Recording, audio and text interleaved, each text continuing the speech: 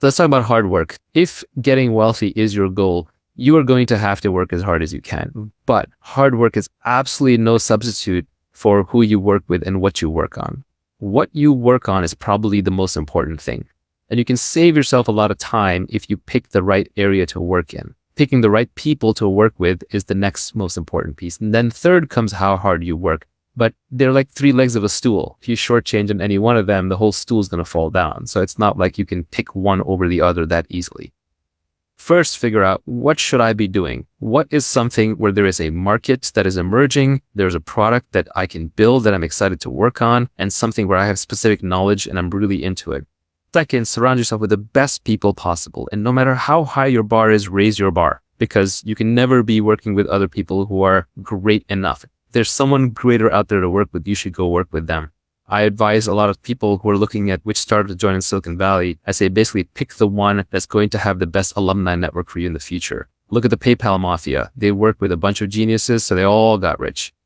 Try and pick based on the highest intelligence, energy, and integrity people that you can find. And then finally, once you've picked the right thing to work on and the right people to work with, then you work as hard as you can.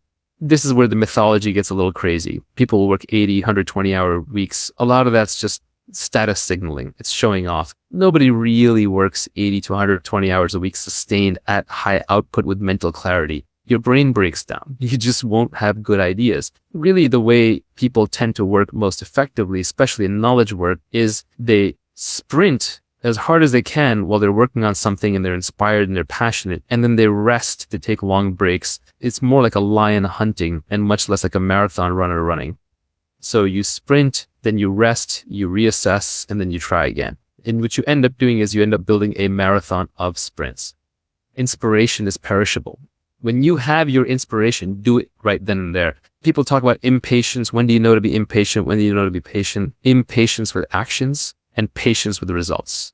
Anything you have to do, just get it done. Why wait? You're not getting any younger. Your life is slipping away. You don't want to spend it waiting in line. You don't want to spend it traveling back and forth. You don't want to spend it doing things that you know ultimately aren't part of your mission. And when you do them, you want to do them as quickly as you can while you do them well with your full attention. But then you just have to give up on the results. You have to be patient with the results because you're dealing with complex systems. You're dealing with lots of people. It takes a long time for markets to adopt products. It takes time for people to get comfortable working with each other. It takes time for great products to emerge as you polish away, polish away, polish away. Impatience with actions and patience with the results.